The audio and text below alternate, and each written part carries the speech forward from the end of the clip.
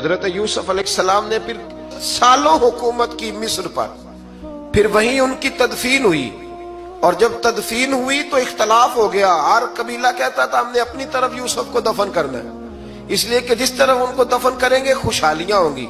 پھر فیصلہ ہوا کہ سنگ مرمر کے تابوت میں رکھ کے حضرت یوسف کو دفن کیا جائے، اور دفن کرنے کے بعد ایسی جگہ پہ دفن کیا جائے جہاں سے پانی چھو کے گزرتا ہے۔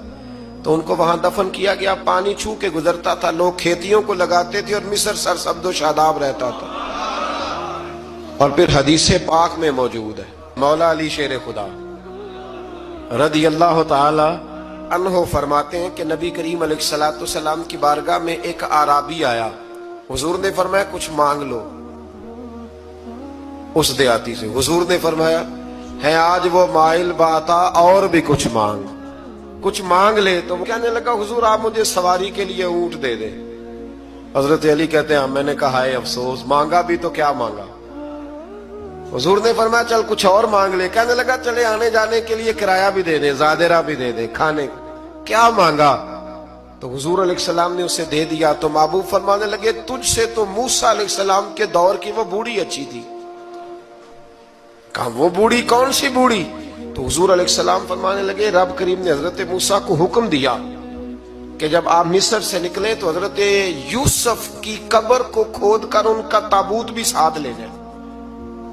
حضرت سیدنا موسیٰ علیہ السلام نے عرض کی مالک وہ کیسے پتہ چلے گا؟ فرمایا وہ تو آپ نے خود ہی پتہ کرنا ہے کہ وہ تابوت کہاں ہے۔ وہ دریا کے اندر تھا۔ کیسے پتہ کرتے کرتے پتہ چلا کہ ایک بوڑھی اماں ہے، اسے پتہ ہے تابوت کہاں ہے۔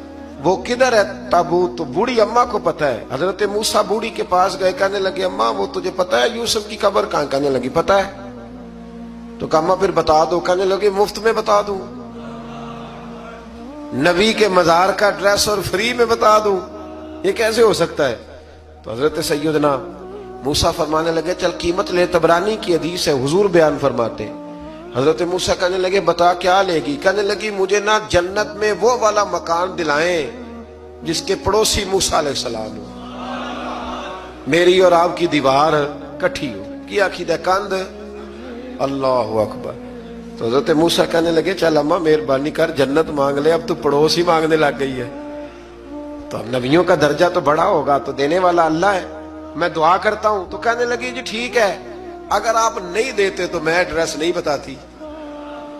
تو حضور فرمانے لگے اس سے تو وہ اچھی تھی۔